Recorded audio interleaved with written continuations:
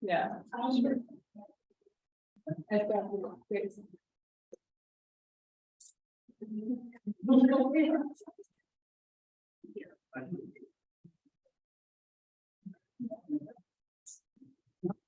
It is at 6:30. We will call the meeting to order.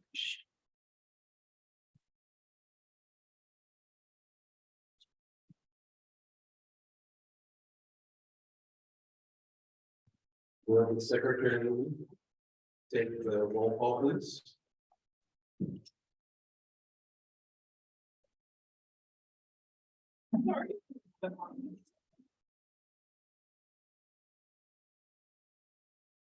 Trustee Fruit, Here. trustee Fox, Here. trustee Guttenberg, here, trustee Copperworthy, here. And, Christine, I'm just playing on your last name. Thank you. Trustee Hodges, here, and trustee Fairfax.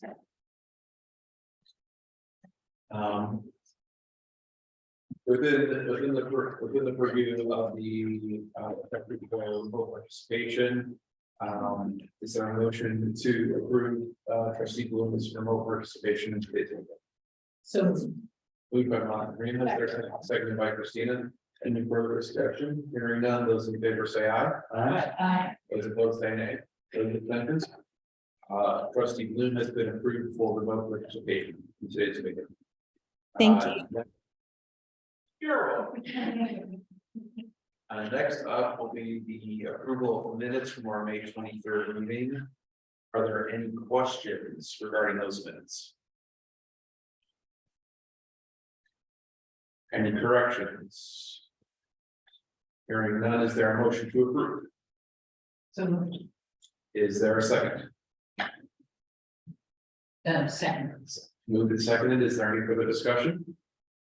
Hearing none, those in favor of approving the minutes say aye. Aye. Those opposed say nay.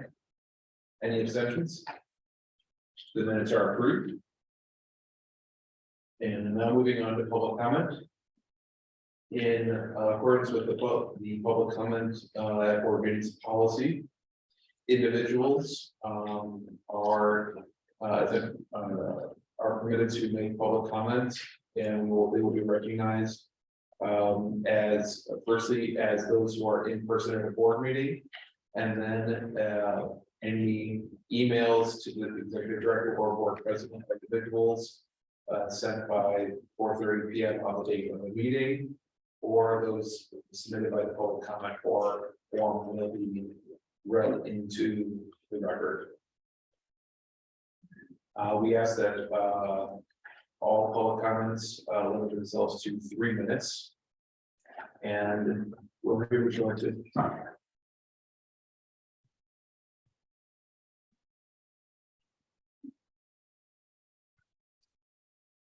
Hello, everybody. My name is Rory O'Neill, and my purpose for speaking to you tonight is to point out gross incompetence on the part of a contractor hired by the library.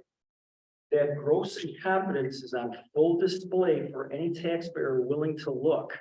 I am talking about the Mays branch of the Oak Park Public Library. The contractor in question is, of course, Alpha Building Maintenance Services.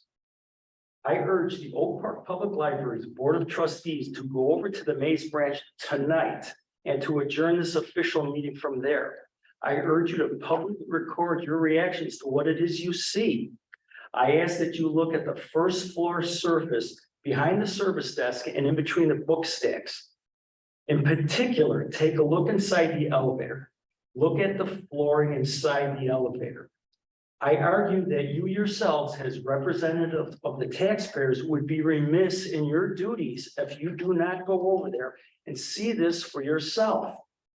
On November the 17th, 2022, I took videos of the floor that clearly showed Alpha did not service the floors at all in the contract year 2021 through 2022.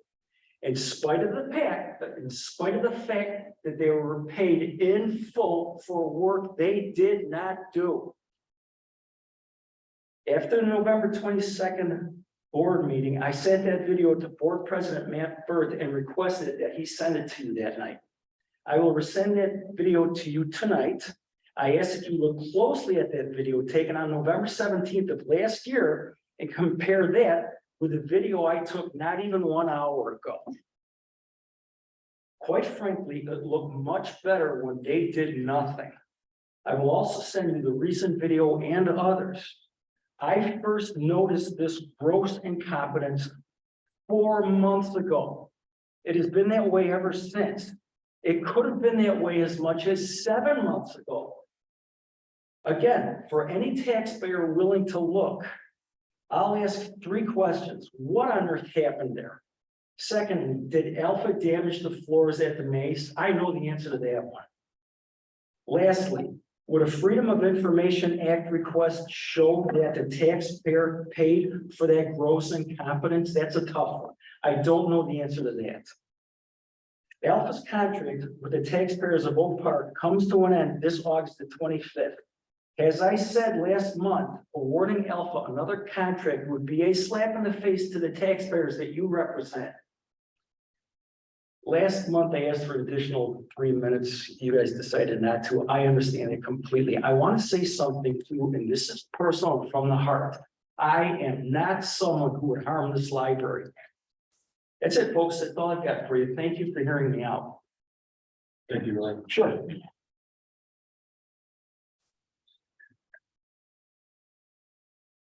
I received no other communications via email or form from an individual. Ahead of this meeting. Justin, did you receive anything? Okay, thank you. We will move on to trustee comments and calendar. We'll come right back to the strategic planning date. We have the 4th of July parade coming up.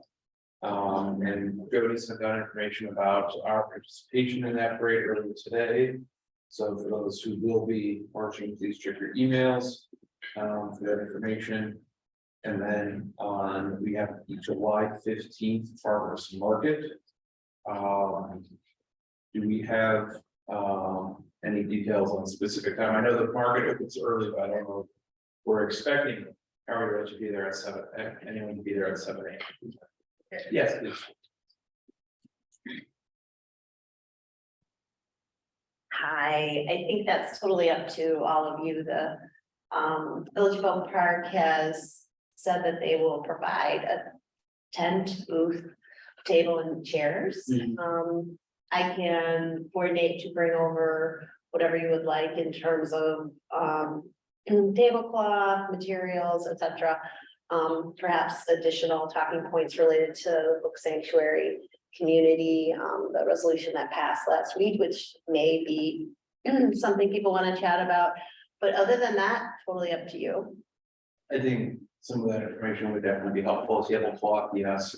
The market goes from 7 a.m. to 1 p.m. Right. I think perhaps 8 to noon. And if folks would be willing to commit to at least an hour of time, if you are able, during that morning, just to, so that we can have at least 1 or 2 people there, throughout that whole period, that I think would be incredibly helpful. So, I will make sure at least every part of that time is covered. I plan to be there the whole morning. Awesome. So, Thank you. if anybody else is able to. Thank you. Sorry, we have a question. Will the table, will we also have remote access to be able to give people library cards and do this would be really book, right? This was gonna be, I'm sorry, this was just gonna be for the board, not for other staff. Okay, but I mean, will we, if somebody kid comes and says, I want a library card, then what will we do? This is one. I think if that was me, I would recommend that they go on the library website, and if someone is 13 or older, they can apply immediately for a digital only card. And if they want to bring their kids in because they're younger, I would say the main library is open today. As a matter of fact, on that Saturday morning, there's going to be July is Disability Awareness Month. And Shelley Harris, who's our early learning librarian, is gonna lead a special story time out in the park.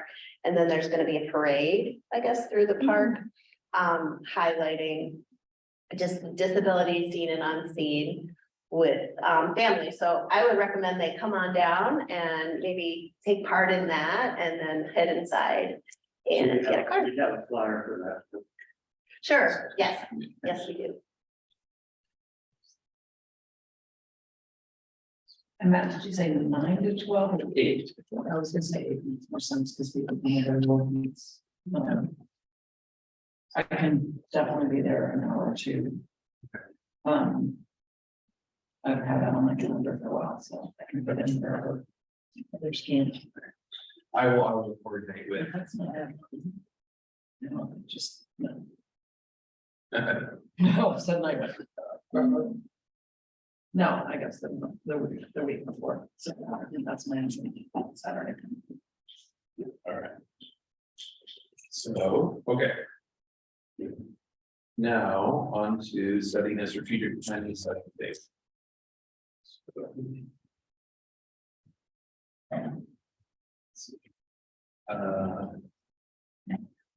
It's sent an email about that, to try and coordinate with that. Suzanne, you said that would be your availability after the 15th would be the 29th or the 30th. Okay. And then I was having that weekend, Oh, but I'm outside of on the 15th. I mean, I just got some travel, but I'm available in August. You say the 19th and 20th of this police is that right? Am I recalling that, you know? It was August 20th. August 20th is a possibility. Okay. That is, yeah, Saturday was the date. Oh, Saturday, wait. Saturday. August 20th was the Oh, other day. 20, okay, so that's a Sunday. It is. Correct. Situated for, you might be able on the 22nd of July, or the 6th of August.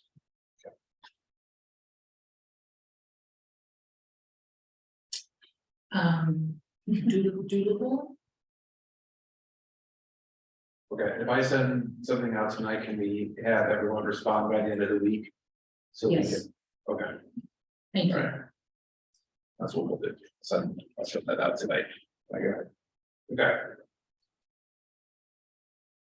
Moving on to executive director report. You. You have my report in your packet. I'll just go through some highlights as well as the staff reports. So I just want to call your attention to a few things in my report.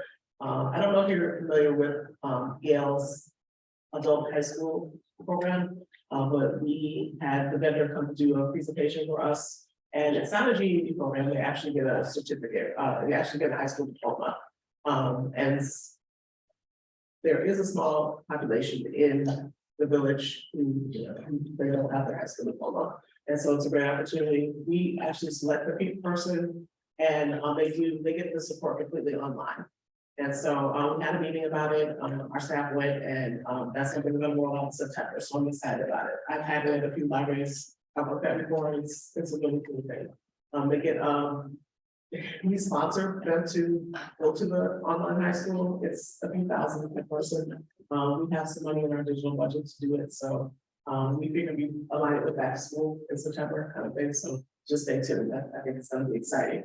I went to the Urban Library Council's CEO roundtable in New York at this, I love saying this word, Starbucks Marchers Foundation Library in New York. It was the first roundtable that the ULC, which is the Urban Library Council, had for CEOs. And it was just designed in post-pandemic world, like what's going on with us. I speak about Urban Library Council all the time because it's other urban libraries who we benchmark against and who have similar challenges and that sort of thing. So we were able to strategize, talk about our shared concerns, all the way from just staffing and just looking at the education level on the library sciences and we think that. So it was great. It was short and sweet, like Sunday through Tuesday, but it was a great opportunity to connect with some of our local, library, CEOs and directors and ones from across the country. One more highlight from my report, also, I was on the CVALA, another acronym, so that is the Chicago chapter of the Black Caucus of ALA. They asked me to be on the webinar panel to, I with some other colleagues talk about competencies for selling in library work. So they just kind of asked us questions about our career, what are paths to promotion, what do I do at work to get ahead? So it was a lot of fun for me. I've been doing this for 25 plus years, and so it was just a great opportunity to talk to rising Black and brown individuals trying to make it in the library profession, because as we know, it's not represented very well. It's not very diverse. So I was honored that they asked me. So that was a great highlight for me. Moving on to our. I'm sorry, Jocelyn, Yes. can I ask a question about Please. the Yale High School program? Sure. So, you said that, like, would we be seeking applications from Yes. the community? Yes. And who would be looking at those applications? So we'll have to panel staff. We'll have a panel staff who will, that's exactly how it happens. Thank you for asking that. So they'll apply. And like I said, it's expensive. So it's not like 25 people to go. And you Okay, really have to gauge if they're interested, because you don't want to put out and then somebody's just like, oh, no, I'm not gonna do it. And so we're gonna test out a few to see how it goes. And then there may be opportunities for people to be sponsored to go if it really takes off, but I'm excited about it. And like I said, we coordinate with them, but they get the support online. So it's not like we have to tutor them or anything or say, here's how you take the test. It's not that. They'll have like someone holding their hand through the process.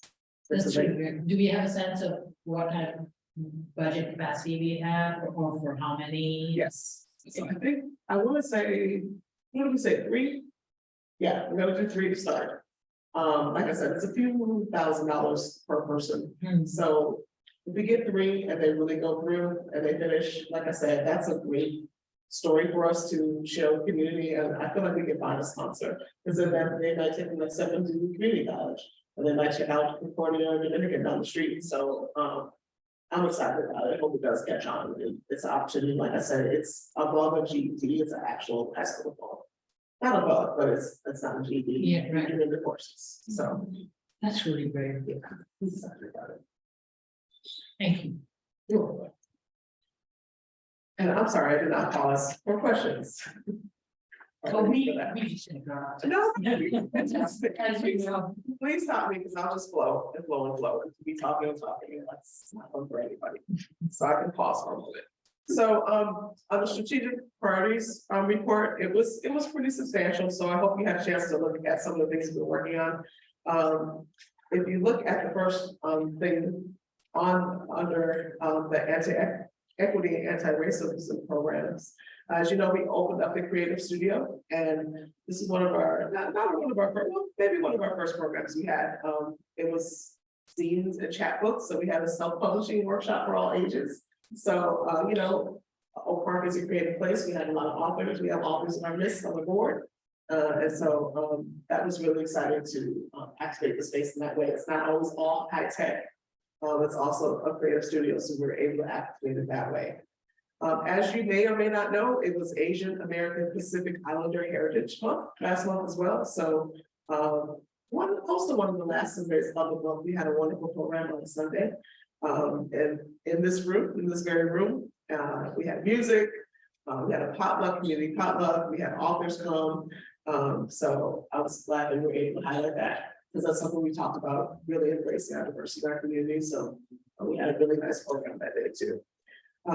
May was also Mental Health Awareness Month. So we had a lot of pop-ups. We had 2 pop-up programs on May 10th and 11th in the main lobby. With representatives from maybe and other counseling. Eric Pride was here to share information and services about mental health resources that you need in the community. So I'm happy that we highlighted those things in May.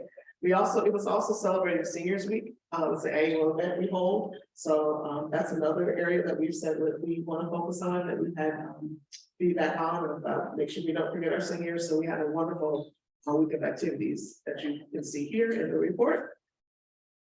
Virginia in the chat.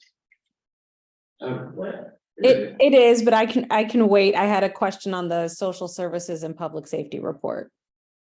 Oh, go ahead. So my question has to do with three of the largest chunks and just understanding where one ends and the other begins. The first is homelessness, which I see short-term housing is next to that, and then affordable housing. Are we to assume that those that are categorized under affordable housing are looking for assistance but are not experiencing homelessness? Here comes Rob to clarify. So affordable housing, I'm referring to those who need access to Section 8 that are housed. And also other types of affordable housing. Usually there's not a lot of affordable housing available in Oak Park. So we work with a lot of neighboring communities all the way up through the North Shore, Evanston, particularly Skokie and Lincolnwood, having relationships up there to be able to help figure out, those affordable housing needs for folks that are in Oak Park particularly. We have a good relationship with organizations throughout the Chicagoland area that I can turn to help people with affordable housing. Okay, so homelessness is folks who are currently experiencing homelessness. Affordable housing is more the track of looking for affordable housing that goes along with state or local programs. And then I'm assuming all financial assistance would fall outside of housing categories, would be more like utilities, food, things Correct. other than a roof over one's head. Okay, I saw there were a lot of numbers in there, and in my head, they were very closely related. And I'm very interested in the kind of information that we get out of this, and I just want to make sure that I'm understanding where everything's landing so that we know where we need to dig in more or where we need to provide more assistance. So thank you very much. You're welcome. And also that's industry-wise, I would say categories. So I just want to make sure I'm consistent with what social services sector is using as far as that language. So thank you for mentioning that. Awesome. Thank you. You're welcome. Thank you, Rob. Summer reading kicked off May 15th, a little early, officially started on June 1st. So you can see some highlights about summer reading also. Moving to our statistics, if you look at our core use statistics, gotta make sure I say that word correctly. Let's see, and our new card holder retention, our net promoter score, and our building visits all are on the rise. They all went up, and if you look at the other statistics as shown, they are holding steady. So we're doing a great job with those. I'm very proud of our staff's work, and because that's why we have these statistics where they are, because of that work. Just to remind about the net promoter score, that is a metric used to measure customer satisfaction and loyalty as well as predict future growth. So I got here in Q22. I've been here Q1 2023. So I'm happy to report that the customer satisfaction is going up. Now, if it goes down, I'm not claiming any. I'm happy to see that. So I just wanted to bring your attention to that. Any question about the core use statistics or anything? Jocelyn, Yes. you've been carrying on several listening sessions. Yes. What are your two biggest takeaways from listening to the? It's a great question. And we did wrap those up this month. And as you probably did, older adults, programs, and spaces. What'd you say? No, I just the facility. Oh, yes, facilities and spaces. I guess my biggest takeaway is that there's not one answer. And I think I would say I really just enjoy hearing what people have to say. And someone always we may have a preconceived notion about what people are liking or into. And every time we do a session, someone throws a curveball, you're like, it almost like a light bulb goes off. And so it's so many, it's hundreds and hundreds of answers. So we're working on crunching them.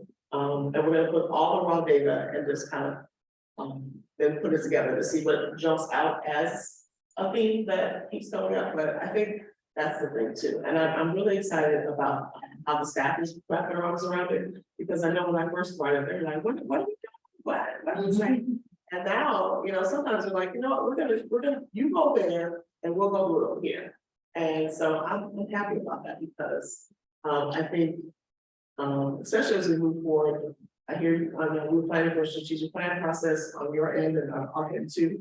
I think that's gonna help inform us and make sure we're going in the right direction and not just what we kind of think is going on, or we kind of have an idea, or we have like a librarian's framework of it. It's like, no, the people in the village have said X, and this came up X number of times. And so when we move forward, we're gonna be able to say, I was pushing to say, we encourage you. So if we move this table from here to there, we heard you say you wanted 60 people on the table instead of 5. So this is why we did that. So I think that's gonna give us a great framework for how we move forward. So that's my takeaway. I like to have, it's like the community is a 6-man on our team. Like we, you know, you guys are on the team, we're on the team, and then we're hearing from the community. And so I'm excited about that. So I'd say you'll look for a report for us end of summer, early fall. So I can really give you a true answer of what really jumped out, but it's like hundreds and hundreds, it's hundreds and hundreds of answers. So I don't know if that answered your question at all, but I'm glad you asked. Thank you. You're welcome. Jocelyn, do you think we'll have any of that before we do our strategic session? Just high level, so we know we're driving the bus in the right direction? I think that's if we do it in August, I think that would not be an unreasonable expectation. At the very least, we can have one of the things done, but we're working on it now, and that might give us a date to shoot for. So we will shoot for that for sure. Okay, thank you. Looking at August 20th, I think I heard. Okay. Moving on to additions and terminations, we had, so you see temporary. This is the season of summer interns. And so like various departments have community engagement, children's services, and materials handling have the summer intern. So that's what that is. And then we did have 2 promotions, which I'm really excited about. We had Genevieve Grove moved to supervising librarian from children's services, and then also Margita was promoted to supervising librarian as well. So those are 2 standouts who we've been able to move up within the staff. So I'm excited about that. It's always a great thing. And with that, I think, hope I didn't bore you to death. I just wanted to give you a brush of the highlights. And are there any other questions or anything else that I didn't mention that you wanted to talk about, highlight, ask?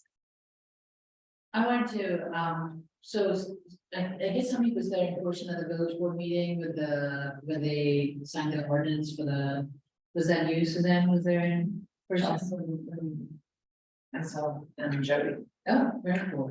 And some of us were watching online. How was the experience of conversation even before the meeting or whatever?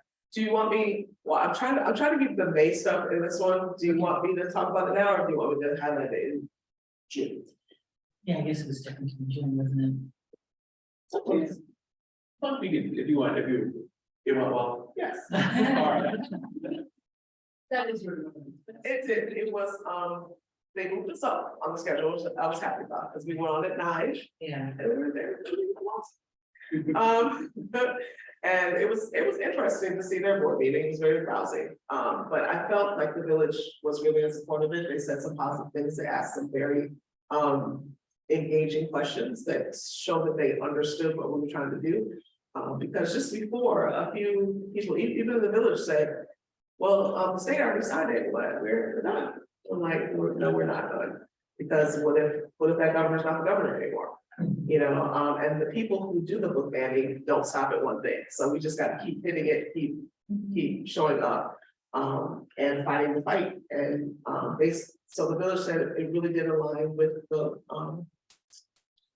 the values that Oak Park represents.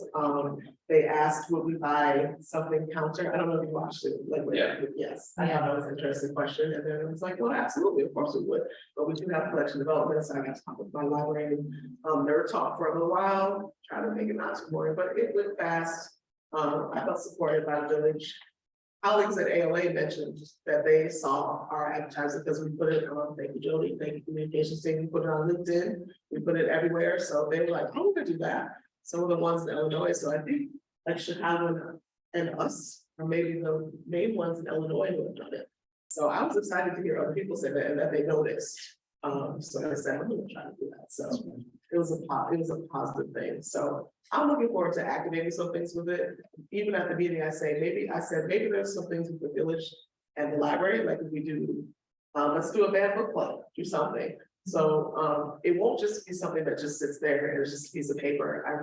We're gonna plan some programming around, like being more intentional, being louder about, band book week is coming up in the fall. I think recently libraries have kind of been shying away from that. I don't think we should. You should just run to it and just be loud and proud about it. So I'm looking forward to some programs and some other interactive things we can do to keep highlighting what a book sanctuary is. That is not just something that sits. I'm never about that. Like, we talk about stuff here. I say that all the time, that we don't write something from the door, we never look at it again. So stay tuned for that. Thank Can you send the presentation to us? The slides. The slides, sure. And I will add that the slide deck was amazing. And Jocelyn, Watching it like remotely, it looked good, and so. and Jocelyn did an amazing job, kind of presenting it and handling, the. Most results that came out. Thank you. I was a little scared at first because there was like comments from the peanut gallery and they're like, you're next. I would just say, I'll do it another time. But It had been about reading in other ways. Yeah. Related to us. yeah.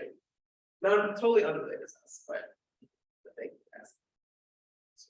And thank you for support in that. And thank you, Virginia. Virginia really is the one that urged me. She sent me a little message and was like, did you see the Chicago? And so thank you, Virginia, for bringing that to my attention and encouraging me to work with our team and for you all support and taking it all the way. So Thanks for letting me say random stuff and then you make it really awesome and make us a guiding light for this, entire state of Illinois, because I doom scroll LinkedIn at night. thank you. LinkedIn was good for some. Yes. Puts you to sleep. Yeah. Thank you. Our comms does an amazing job with LinkedIn. It's very active. All the leadership, actually. I see a lot of leadership. And they repost our stuff, which is great. Yeah. Yes, thank you. All right. Thank you. Any other questions for staff reports? If none, we'll move on to financial. We have our financial summary here.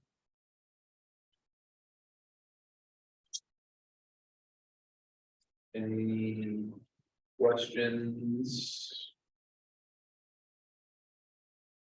So this increased unexpected revenue is gonna cover our our gas bill, like, is that we're hoping, right? It would be okay.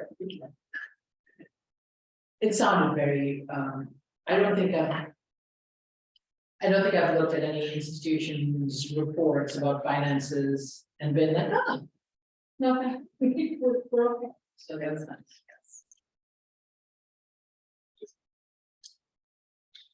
When I was scrolling through it, I was like, oh yeah, it makes sense that our parking revenue would go down during the, oh my. It makes sense, but it's still like watching it fall off a cliff. It's like. Was still something anyway. There's just like, hey, how bad could it have? Oh, yeah. There. All right. Any And we had them like times that we decided not to charge for parking, and that's Good. That was not well received. It was so weird. Like, we wanted it. Okay. That was great. We will move on Maybe to, we should have a suggested donation box right next to the, like, you pay parking, if you feel like you want to pay more. Here's there's a, here's another. I gotta go up and better library repair. in winter, it's supposed to agree. The grants do not have parking in the street. All right, we'll move on to our, the resolution for our disbursements journals. Beginning on page 34. Are there any questions about anything in the transaction journals? I just noticed there were quite a few tuition reimbursements this time, and maybe I didn't notice that previously, but that was exciting and cool to see. Is that an indication then that a lot of people are going back to school? And that's all levels too, not just LIS. We Yeah. encourage people to finish their bachelor's degree because we need expertise at all levels. So I'm excited about that too.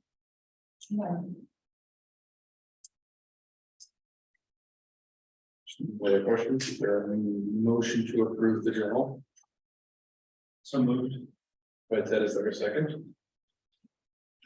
Minus. Second by Matt. To your left. Go there. Yeah. If there's no other further questions, those in favor say aye. Those opposed say nay. That is approved. Next up. We have additional reports, IGov. So I'm now on IGov, and that's exciting, thank you. This was my first time being a part of the meeting. We had a whole new group, from my understanding, that is now participating, and it's a really, seems like a great group of people. They are talking about planning like 2 different workshops or public forums, one that's usually in the fall and that's usually in the spring. The one in the fall, it seemed like there was consensus around doing something around mental health, so we'll be sharing more details as that develops, but then in May, we're thinking about doing something like there was interest in kind of sharing what the issues that are facing these different taxing bodies are, like from the board perspective, the public perspective, staff perspective and stuff like that. So that's kind of what the rough idea is for the spring. But yeah, I think that Suzanne was also there. There's maybe 3 people, I think, that are carryovers and then a lot of new faces, and I think that's really exciting. I think it gives an opportunity for IGov to kind of come at things fresh with new people engaged and new ways to look at everything. So yeah, I was so thrilled and anxious to be there. It's gonna be good. So there are 5 taxing bodies and 2 representatives from each. Government. Okay.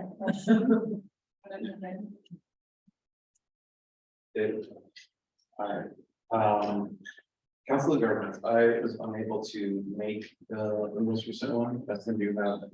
Is there anything worth of report?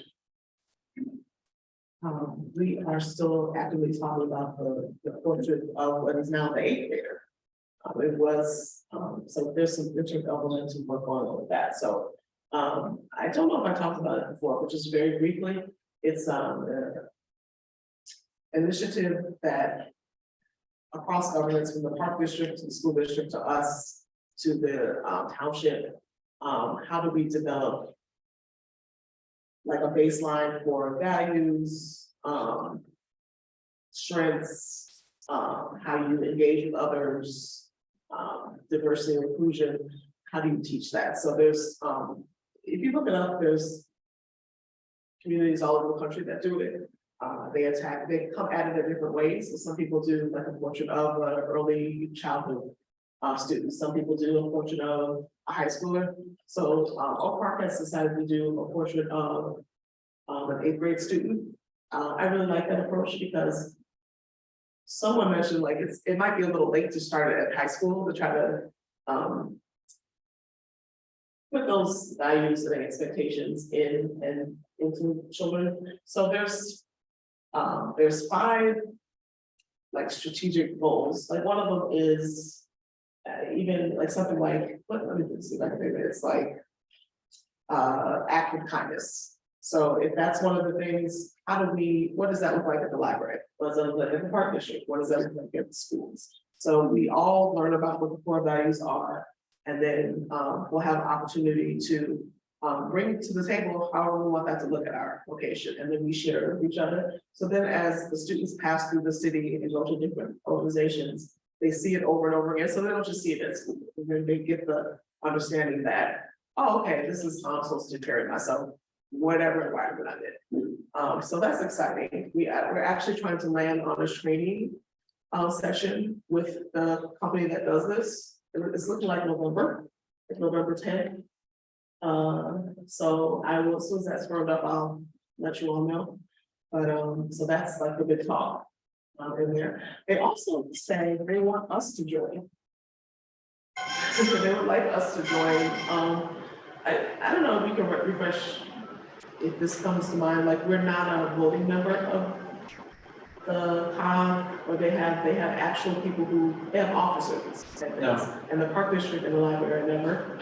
So the village president said she would like our voices at the table.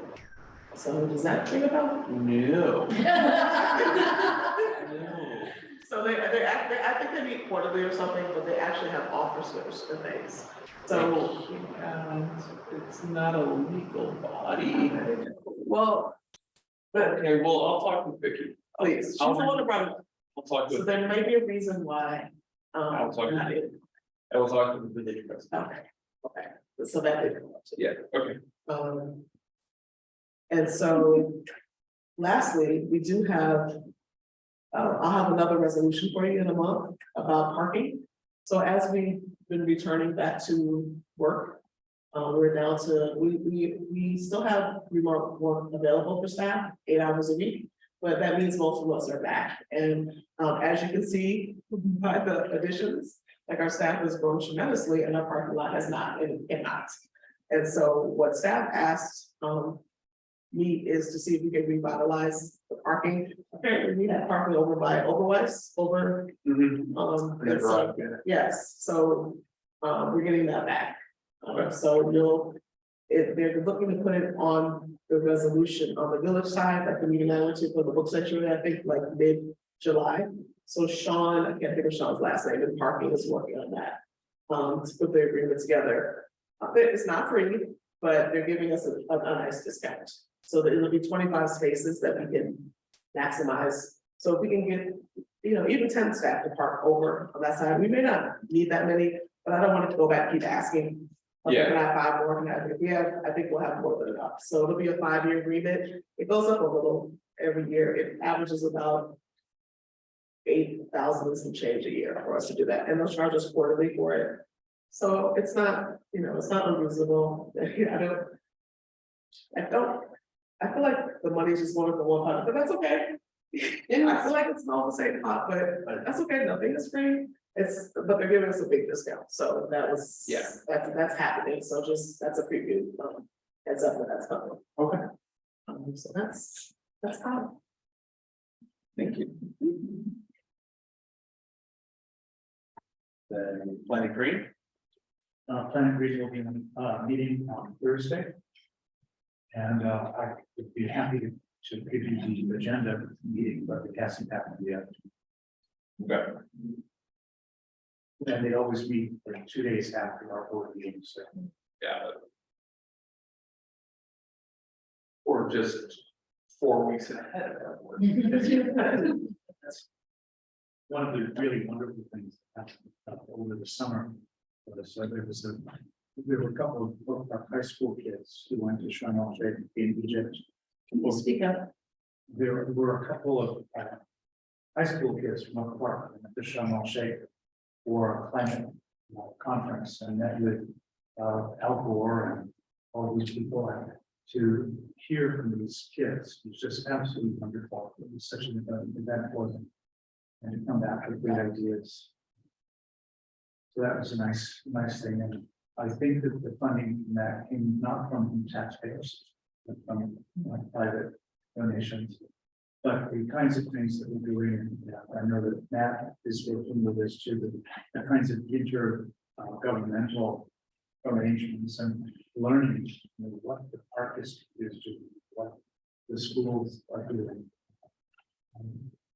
We pale by comparison to the facilities that they have, but we can learn from them and we learn as much. So, as I said last month, one of the big things that I would do is to promote all of these wonderful programs that Hope Park is doing along with neighboring communities. And that's, I think, with Planet Green, working with our neighbors, it's been wonderful. I know that Jocelyn is doing this with the libraries as well, but just looking at how we can work as a group, because the smoke is not coming just from the club.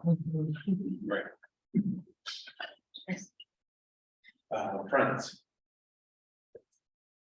I don't think we're doing much. There hasn't been a meeting since. No, just a reminder of the book sales coming up, was it the 14th through the 16th?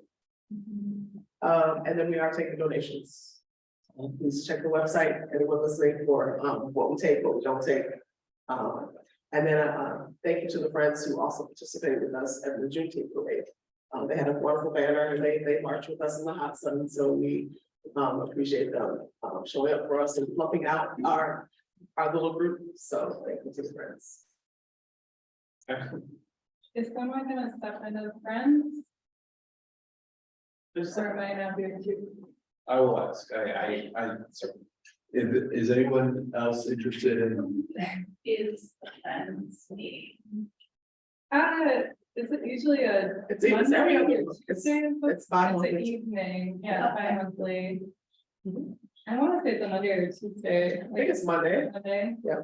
Yeah. every other month, Monday, every month. At Second like Tuesday? 7. Seven. second Tuesday or It's either- third Tuesday. Third What is it? Third Monday. What's the- Yeah, I just have to make sure it doesn't Yeah, conflict, so. saying, you can't just be told something in the air, be like, yeah, I'll do it. Yeah, and then I'm like, it's during like, it's a meeting I have to attend for work, and I don't ever show up and. I'll send you an email.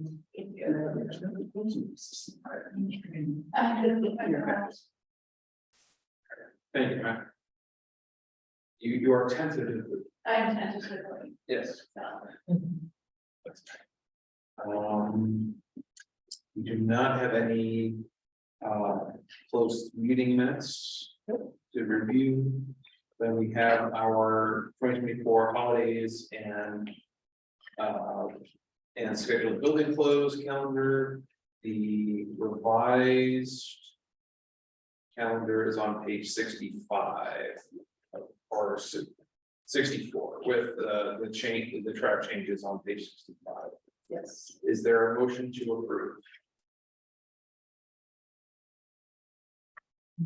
Maya, is there a second? I'll second. Seconded by Marjorie. This Any- is page, Yeah. sorry. 64 is just the clean document. The track changes is on page 65. Something is going wonky in my.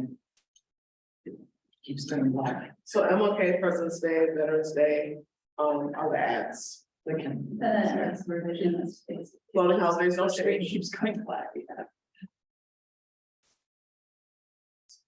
Well, so it is the previously approved calendar with Got it. the Thank you. previously omitted federal holidays. Are there any other questions or discussion? I had to laugh, I'm like training a Chinese historian, and I found out that International Women's Day in China is a holiday for women employees, not women. Sure. All those in favor say aye. I, Those opposed say nay. Any abstentions? It is approved.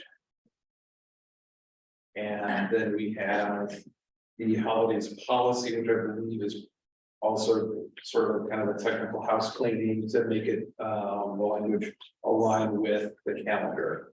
Is there a motion to approve the amended policy? Moderator moves, is there a second? Seconded by Christina. Any further discussion? Hearing none, those, okay. The naming, so that, the naming is going to say day after Thanksgiving. Because previously we had talked about it, not. It says last Friday in November. It says the Previously, day we before, had it says talked the about day it before not having Thanksgiving. Thanksgiving on there twice on the calendar. So would you recommend an edit of, just closed on Wednesday?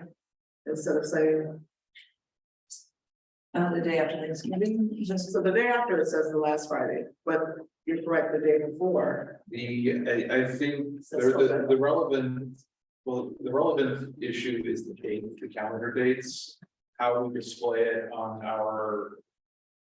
On like the various. so this doesn't drive the language of it. Well, it doesn't say that, is we call it Thanksgiving, we are closed at 5 the day before Thanksgiving, but if you look on there, it doesn't say the day after Thanksgiving, this is the last Friday in November. So that update was. Oh, it does? Okay, Yes, I must be looking at the wrong place. There's two, I think you one's the got, corrected one and one's the policy and one's the calendar that we're talking. Yeah, so the page 64 says, it says, day before Thanksgiving, last Friday in November. So I would say. The relevant information for how we determine when we're closed is the calendar date. I will defer to staff as to how they feel it's best appropriate to display it on our calendar and building announcements. But I think Suzanne, I'm sorry, I don't mean to speak for you, but I think your point is that in the policy, it's not by dates, right? The policy would just list the actual name of the holiday As the reference. as the reference. So if that's what Suzanne was talking about, then your particular comment about the date doesn't really apply in items In the on page 66. the policy. 68. Yeah, 68. 68. Yeah. Yeah. 68 isn't track change version, so. I mean, do we care that in 2029, Thanksgiving falls on the last Thursday of the month, or 30, falls on the last Thursday in. So it's not the fifth, yeah, it's the way it's the. It's a moving day. Yeah. Where it falls in the months. And so it might make sense to say day after Thanksgiving, For logistical yeah. purposes. If you want to plan that far out, I could be done. well, the good thing is that you guys have to approve it every year. Yeah. So are we saying that? Well, I'm sorry. here's the, well, all right, let's take a step back.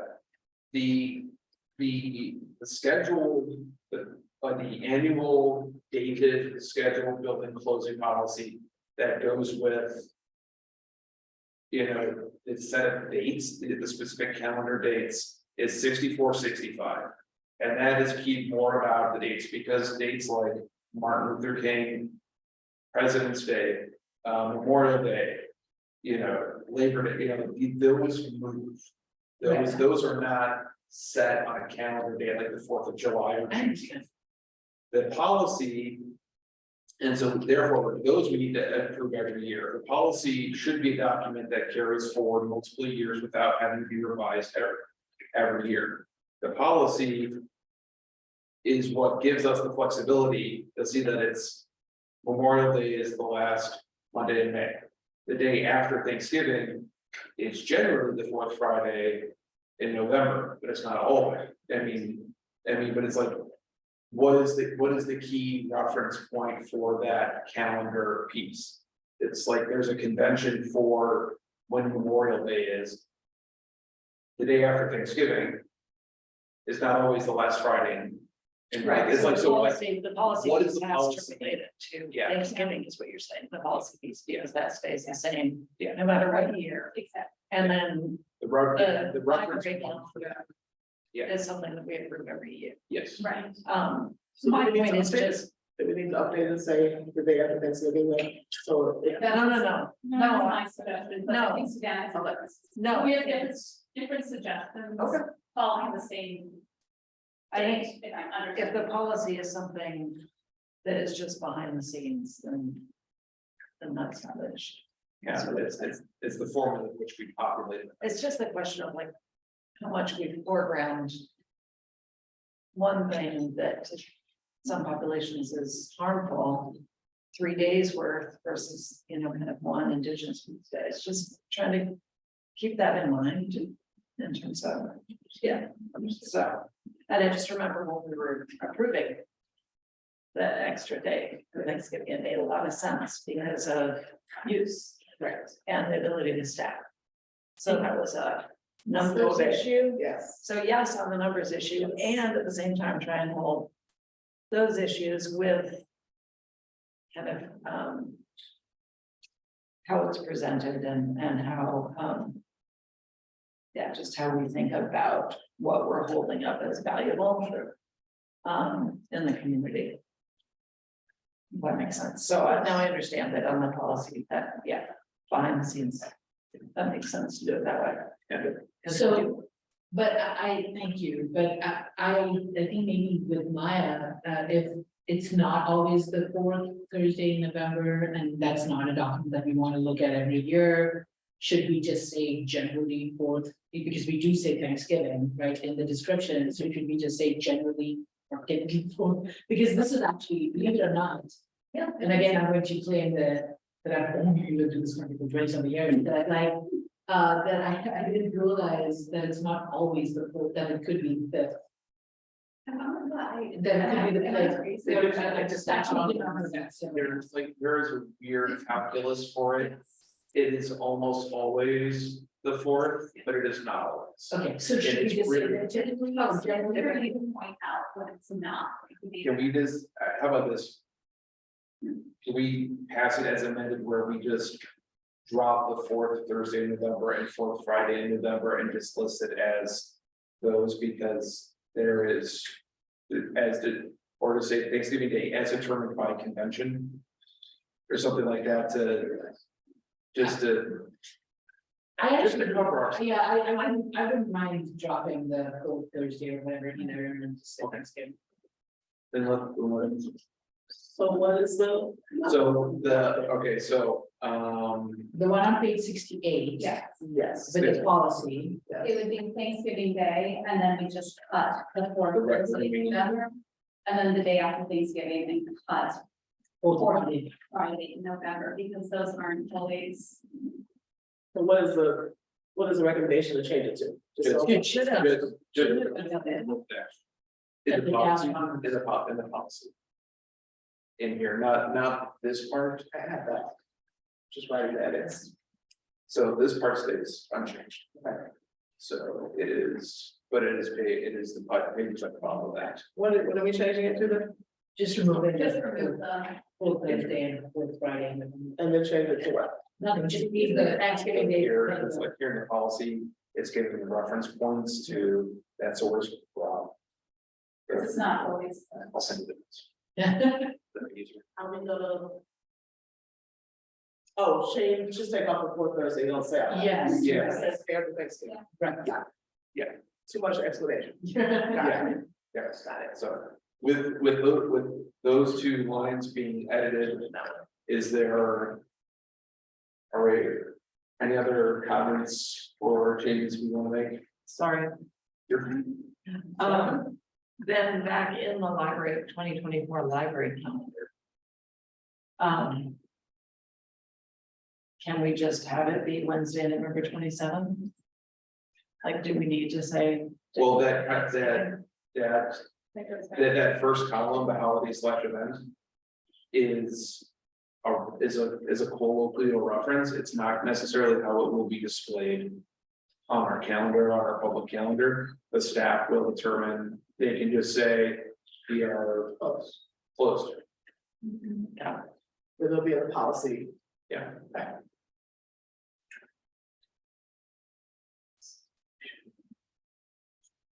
Has the staff been able to take a look at this and have they weighed in on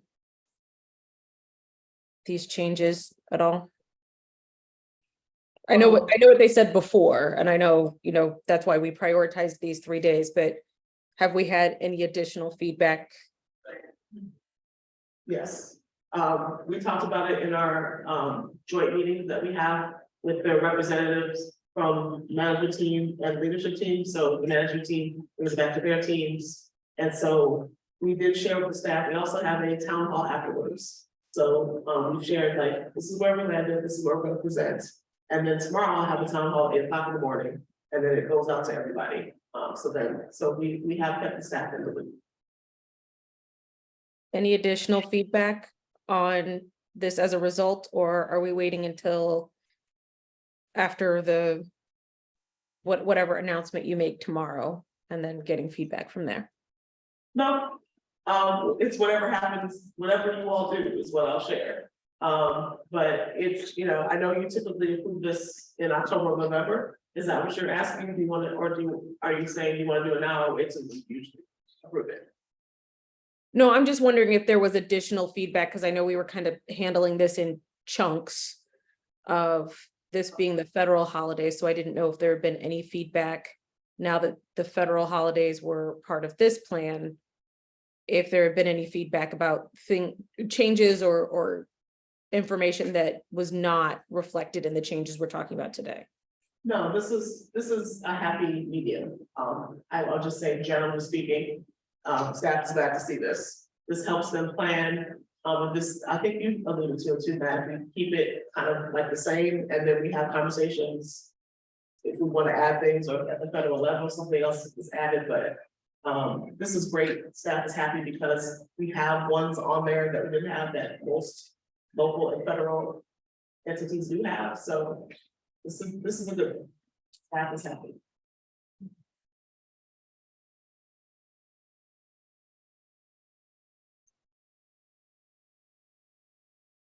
So are you all going to approve this today, or are you holding it?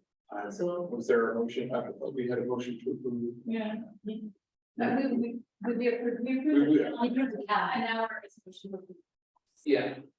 with the obnoxious amendment, yes. All right, hearing any, Meaning so I think there was already a motion in a second, we're in discussion with this. So we have that, that slight verbiage change, with that striking.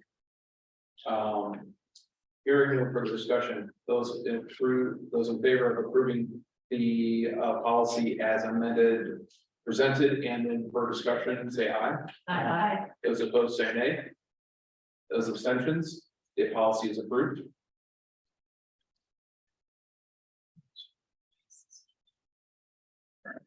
Now. The new business policy review collection strategy statement. okay, so as you know, you get some new policies every time. So this was a little bit more detailed than the ones that are related to our patron services.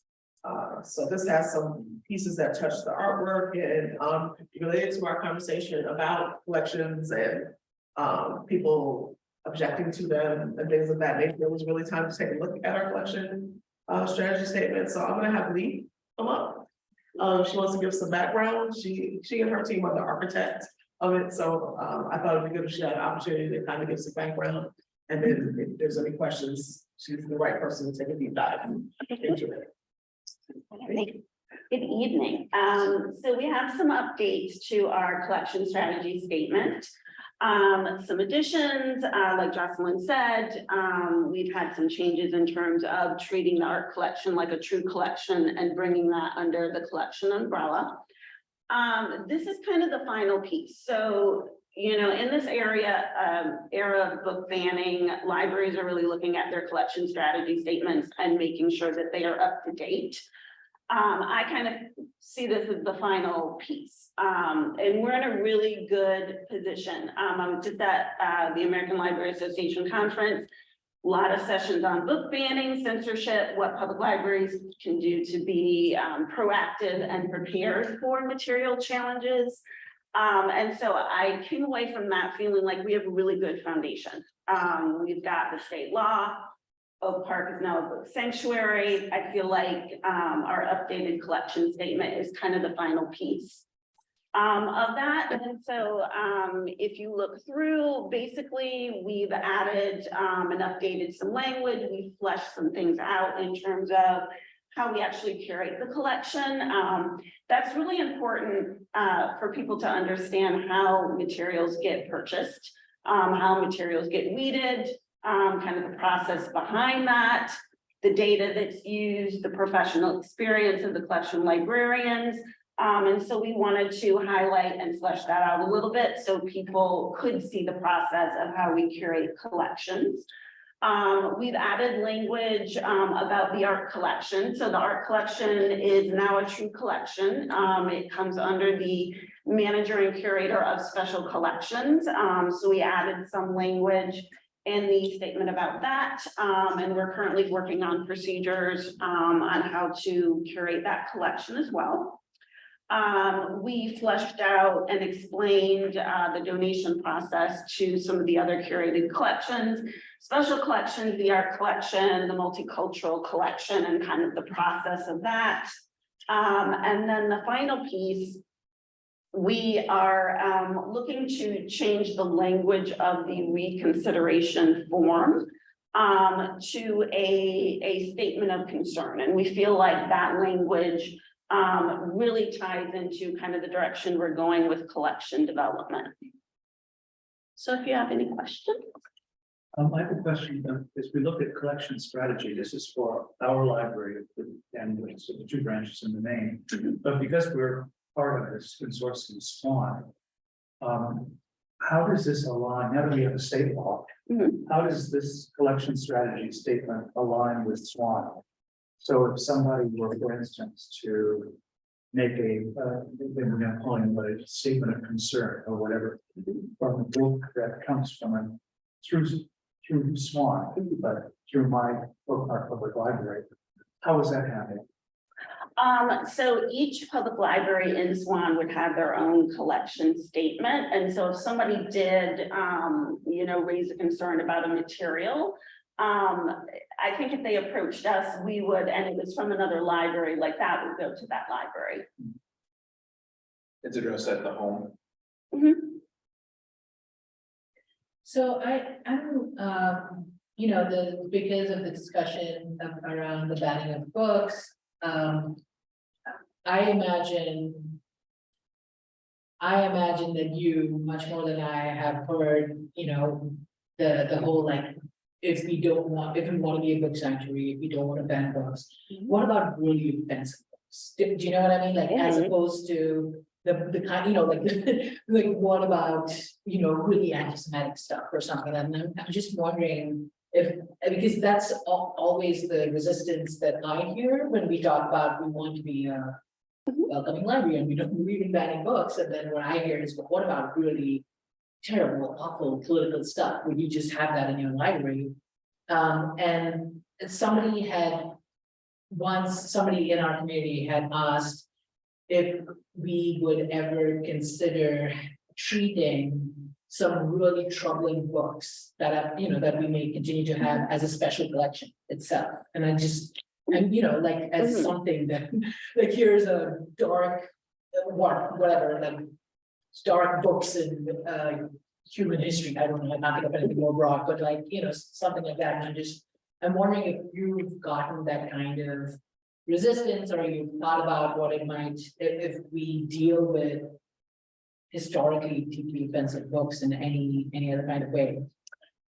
So part of collection development is consistently reassessing what's in your collection. And we use a lot of things to do that. We use circulation data. We look at national trends, the professional experience of the library. And we have collection librarians who, are nationally known for this. So in dealing with something like that, I feel like we would bring in things like our anti-racism framework, of course, you know, we're constantly going through collections and pulling books that have outdated information. Mhm. And anything like that. So I feel like, well, we would treat any title individually. We are a library for everyone. And so, you know, if we found a book that was highly offensive or had some kind of information that was damaging, I think we'd really sit down and look at that. But that would be part of just our normal collection development.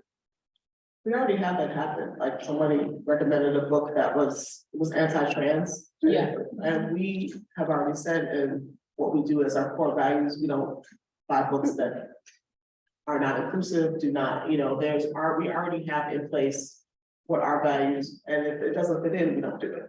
So Right. that's another way, just to support what Lee is saying, that's another way where we can say, this is why we don't buy it, because we don't. And we said that when they said, I don't remember the name of the book, but it had a clear anti-trans message, and we said we're not buying it. And this is why. But we would have fine copies. Definitely, because it's historically so important. So we do that. We do.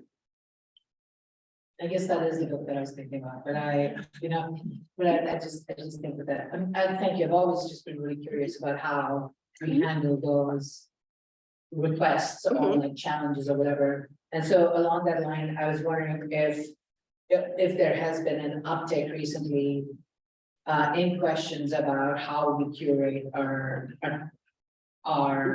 your collection, you know? So we have not received any like formal reconsideration request. Like Jocelyn said, we've had some people who have requested us to like purchase that particular title, which we did not. It turns out that book is available online anyway, so I mean, we haven't yet, but we have to be prepared. No, Like sure. it doesn't just come from your community. You know, this is happening nationwide. My point is we just need to be prepared for when that comes. Yeah, at ALA, I heard that refrain over and over again, be prepared, plan ahead. Don't think that you're in a community that it can't touch. That this is concerted, and to really have everything kind of ready. And the things that I kept hearing, I was so thrilled to hear that, like, to see this in our board packet, right after hearing that over and over again, is like, yes, they're on that. Jocelyn's on making relationships in the community, which is another thing I heard. And I mean, I wish all the rest of you had been at ALA, because I can't tell you how present this concern was at that conference and how engaged librarians are in this topic, including ours. So it's disconcerting how big it is and how much bigger it's getting. But on the other hand, I was really impressed with the library community at large and our library for being engaged with it. So yeah, it's complex issues, but they're on it. Yeah, I mean, I think we should, you know, we have some steps that we as a board should take too. And we can, you know, kind of possibly talk about that at our strategic planning. Yeah. But yeah, I think this is great. Because the collection strategy was something that came up a lot. Is there anything that you came away with wanting to change? Kind of, because I know we got this before ALA. Was there anything that happened that you might want to? No, actually, we've been really proactive in this, which I'm very proud of. And I work with a great team who, you know, this is what has been on librarians' mind. Like, this is a big deal. This is unprecedented. How do we prepare and protect our collections and our staff? Because it's not just a tax on libraries, it's a tax on librarianship. And so yeah, no, I came away from the conference affirmed that we were going in the right direction. Excellent. Thank you. And I want to be clear that I just wanted to, I was curious because I know that at some point Jocelyn had mentioned that we did my word is coded requests, you know, when people ask like, what are all the books that you, and they're not, nobody's explicitly saying that this is the ideology or the logic or the rationale. But you all know, because you're professional human beings, what's happening, so I was just curious if we'd seen any of that, you know, at our. I don't know. I watched, as part one of the digital, programs, the virtual program panels they had was about, reconsideration and stuff, and I forgot which library, but they were talking about, like, they had a rotating group of staff, and they engaged members of the community, because I had all these, I'm like, my God, what is this? And it was like, Toronto Public Library, I'm like, oh, okay, it's, we need to do it, they're like, no, it's Toronto, they're gonna get a ton. But also, like, and part of this, I was at this mentioned, is the number of unique titles. Like the increase the number of unique titles that are being challenged, there's always like a base, it sounds like there's always kind of been a base pool. That's, you know, kind of ticked up over time. Yeah. As more things get published and everything like that, but it, like over the last year or two, the number of unique titles, and it is just. It just like shoot straight out. And because they're just, it's these groups that are providing lists to people to just blanket, you know, as I think it was like, a bit from the day job is just these like shotgun challenges of just flooding organizations with lists. You know, that they have to just not of nonsense and stuff. So It's a very small percentage of the population that is doing. that is very organized and is coming through libraries and schools. Yeah. And they are very dedicated because Free of information. they fervently believe in the righteousness of their rights. Well, I mean, Like, and that's the thing, it's like, it's very, I don't want to make it sound like I respect where they're coming from, like, I don't, I think what they're doing is malicious and pernicious, but I don't want to be dismissive of the idea, make it sound like I'm being dismissive of them as not being serious about it. These people are absolutely believing in the seriousness of what they're doing. And we need to be as serious as we can be in our approach and our defense and our preparations. well, I mean, And the staff seems to be doing. Well, freedom of information is. well, you know, we're obviously seeing a parallel movement in schools and in colleges, and in Florida, there is now a law where. Like university professors just cannot speak about or address certain topics that have to do with race and sexual orientation, and this is like a law that has been passed, you know, so I feel very humbled by the potential, like I think it's scary of what's happening, and I'm really grateful that you've been so proactive. Thank you for that. I went to the Stonewall Awards and a number of the recipients wouldn't travel for the year.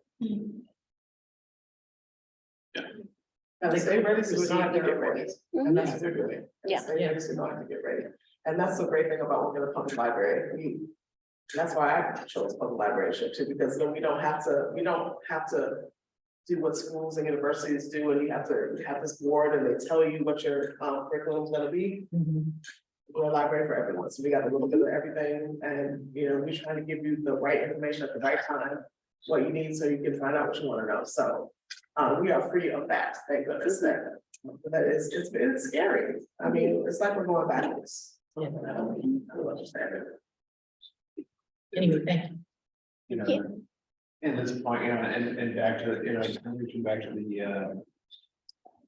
you know, the resolution, you know, the village, for the sanctuary thing. I remember seeing somebody in one of the Facebook groups, like, complaining about, you know, that our reading has gotten out of control, and these books aren't run.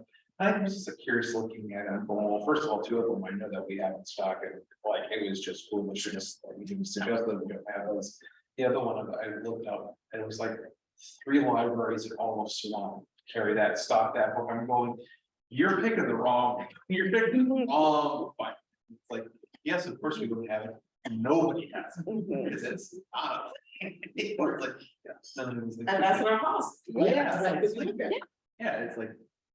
So, but anyway, but it was just, I know, did you know that I really have to resist my urge to go to the catalog when someone said, I bet you don't have the book by. oh, yeah, no, I was no, like, I will get do that, there. I will do that. I will do that. I didn't want to be a smart aleck. It reminded me of several years ago when someone had complained that they came and they could not, and we did not have copies of The Invisible Man. Which one? Uh, Ralph Ellison? Rough Ellison's. And like this whole thing, and the staff, before I even, because I came early, and the staff. Because they knew I was gonna, they knew this was gonna be a thing. They went and pulled like the 5 copies that were off the shelf and put them in the middle of the board table of the school room. For the board, and they were just sitting there, and as I walked in, I'm going, I don't even have to do what the staff was on top of it. Because it was such a ridiculous premise. Like that, we wouldn't have that, like a book like that, you know, but it was just one of the pictures, like, this made me think of that. It's like, yeah, our staff's on. They know. But yes, we need to be ready, and our staff is getting ready. Mhm. So. It was a policy and it's changed, so. And Emergency. what? Are we ready to move yet? I am ready for motion.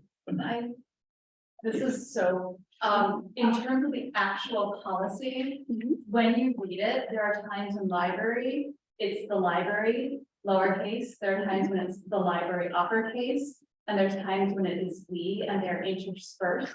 So I like the policy, but just a fine tuning of the words. I love the idea that they need the capital L library or whatnot, but just make sure that that's consistent with the policy, because when I read it, it was daunting for me.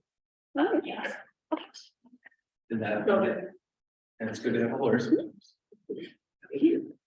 All right, is there a motion to approve with the staff being asked to take a look at some of that tidying up of some of the small grammatical issues? Yes, so. Is there a second? Second. Second, I think Monty got that seconded. Any further discussion? Hearing none, those in favor say aye. Those opposed say nay. Those abstentions, it is approved.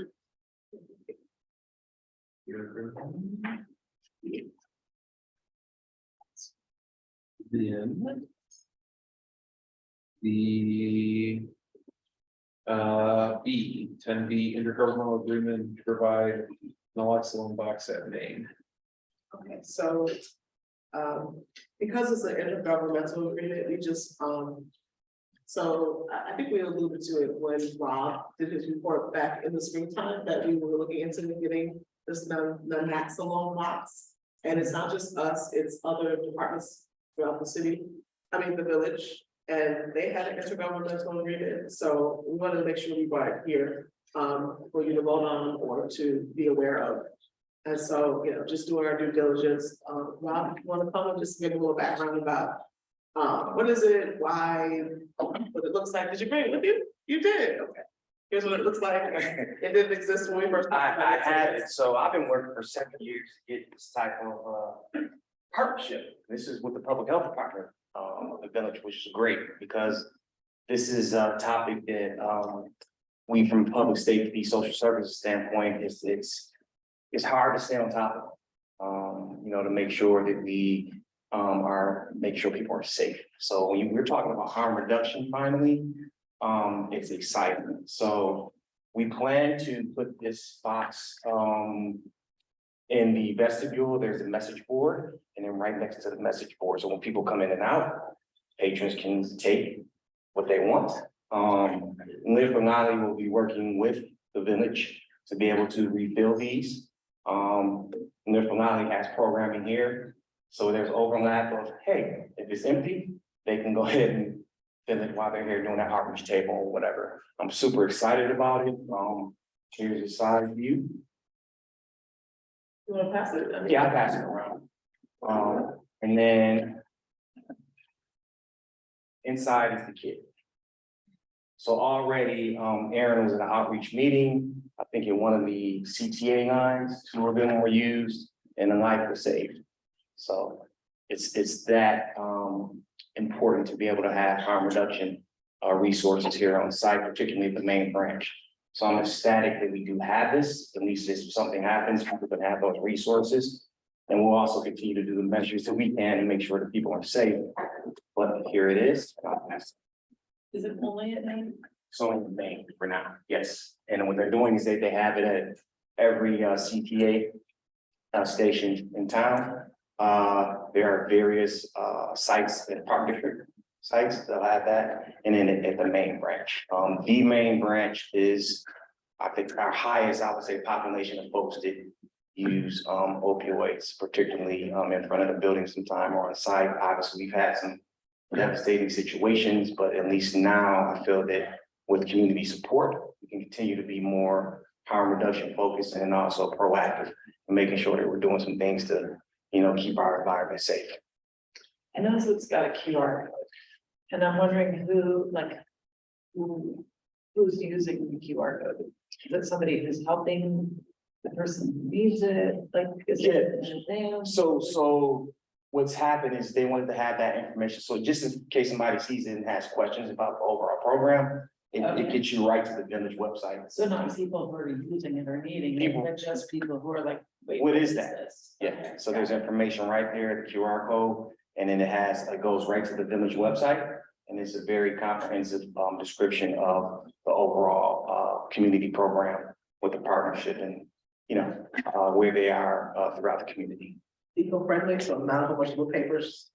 This is why I don't have QR code. Any other questions? And we're protected from any liability. Good Samaritan Act, Good Samaritan, applies, just like an EpiPen. just like the EpiPen, or whatever. Well, also, there's not supposed to be any side effect, right? Like if somebody. Yeah, even if you actually- administer it to anyone, there will be no adverse Right. effects. And so, but part of this is also like for people to take it with them, right? And so Yes. are you all, or is the village like encouraging? I guess who are the ones taking it with them? Is it users or is it people who might like, It's meant for anyone. yeah, So users, people who, so there's not a lot of data on this harm reduction model across the country. But what I can tell you is that the information that I've looked into, even some stories here, is that, people using together, someone will administer it if something happens, or a bystander will be able to administer that. So those are the two scenarios where those are, Or if you have a family. or if you have a family member or A son something, or yes. daughter, and you just, yeah. I have one in my car, like, I just. guess that's what I'm thinking, is like, Yeah. who should be, like, it doesn't seem like we have so many to go around, at least yet. So then it's like, who are those that should have it the most? Well, how often is it replenished? So I can contact someone when it's empty, and then it will be replenished pretty much that day or probably the next day. When it's empty or before? When it's empty, or before, when I know that I see, hey, we were low, and I can get somebody out here to live from Lally. It's an organization that. Live from Lally. Yeah, Live from Lally, they focus on harm reduction, they do presentations with worse. And then also, I've been working with them since pre-COVID, so we had information, kind of pop-up table. Live from Lally was here, they just presented to our staff some harm reduction. Resources, training, local data on opioids, so yeah, we already have a relationship. Somebody was, an organization was giving them out at DFR Village, do you remember? I saw it on some tables too. Maybe even Rush had some too. Yeah, I can't remember. They have It was- Narcan boxes, Oh, there's an Narcan boxes. Narcan boxes. Yeah. Yeah. And how often do they meet here? So they have outreach tables once a month, and then we're gonna plan on doing some more training for the staff in the fall, or in the fall. And I think when you spoke last time, did you mention that you'd have those trainings available for the public too? Or was, Potentially, yes, they have a training schedule, so I'll talk to them about, how they plan to do that, and they'll get their space, I'll help them if needed, but that's the plan too. They also focus on training for the public as well. So this all comes through our Department of Public Health. Yes, yes. This is we've come a long way, This is so great. we've come a Yeah. long way, And it's so so, great that we have. And we had input in designing yeah, this, we met with public health. the box and gave them some feedback. Because initially it kind of looked like the defibrillator one, like kind of like don't touch it in case of emergency. And like Rob and I were able to give them feedback. We wanted to be almost like a little free library in Knoxville. Have that up front. Going back to your question, Christina, that way there's no question. It's wherever, there's no judgment, there's no like, it's only for this person, that one. Like, it's right when you walk in, you just can discreetly take it and it's for, if it's you, it's for your family member. I like what you said, like you might use with a partner and just no judgment, it's about saving lives. And just acknowledging that, drug abuse is all races, all socioeconomic, everybody. So we have some life-saving measures, you can just grab it and just have it. Do they have them at the schools? Just out of curiosity? I'm unaware of at the schools. So right now, I do know the, like I said, the park district sites and then also the CTA stations. And we see a lot of the kids from the schools, so we could be that, like, again. Right, be the that's what I public- was thinking, exactly what I was thinking, because that is, like, that's a. This stuff's like fentanyl, right? Is that, and I guess with that, like, there's so many people who like accidentally take it, and so like having emergent, just thinking they're taking something else, and then And it's so laced, and you don't know. Exactly. it's happening so much, like, it's just wild.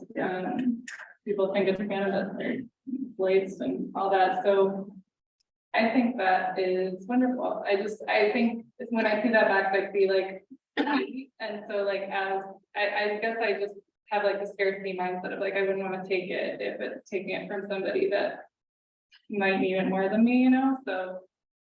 I don't know, that's on my mind, of like who to prioritize with it, but if it's not a scarcity issue, great, and it sounds like maybe it's not. So we'll see when we put it up. So I look at this as a pilot or trial. So what I'm gonna do is pay attention to the usage rate, how fast it's empty or becomes empty. Also be able to utilize that data and observational data with the public health department, because I think if this is successful through a whole community, then they have vending machines with this now. There's communities that have bigger vending machines. So I'm hoping that through success that, we will be able to have those throughout the community. In front of a Walgreens or like hotspots where people are using, like Target and things of that nature. Well, is there a secondary market value for these?